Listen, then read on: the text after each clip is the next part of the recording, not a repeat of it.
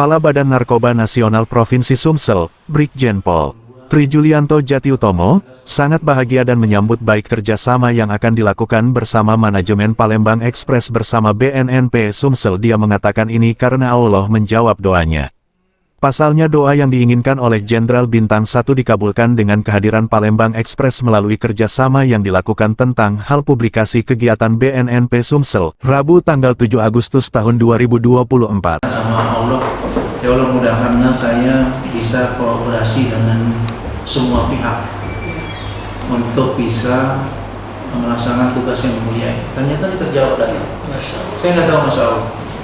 Kalinya Tuhan ini betul-betul memberikan kelancaran buat kita.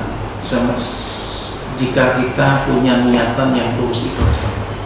Mungkin Bapak bisa tanya sama pegawai saya betul-betul melaksanakan kegiatan P4Gen ini saya tanpa adanya harapan-harapan untuk memperkaya diri sendiri atau melakukan penyimpangan. Ini saya tanya pegawai saya. Dan saya tanamkan seluruh pegawai dari mulai BNNP sampai BNNK. Jadi nanti jangan, misalnya rekan-rekan media ini dari Palembang Express, jangan suka-suka melaporkan anggota saya yang menyimpang. Dan pasti saya akan tindak.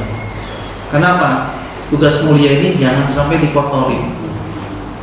Ya, pasti Tuhan itu akan membantu melancarkan. Ternyata doa kita baru berapa hari saya sholat tahajud, datang Pak Tri sama tim memberikan kemudahan pemberitaan tanpa berbayar.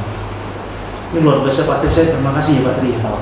Saya menyambut baik dan ini bentuk apresiasi saya kepada rekan-rekan semua.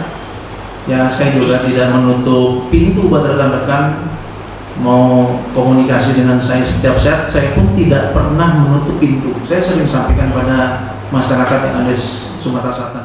Sementara itu, Direktur Palembang Express, Tri Nurwanto mengatakan bahwa pihaknya siap mendukung BNNP Sumsel dalam hal publikasi. Sebetulnya Pak, kunjungan kami ke BNN ini memang bukan yang pertama, tapi baru yang kedua. Ya, sebelumnya kami pernah ke sini, tapi udah lama sekali.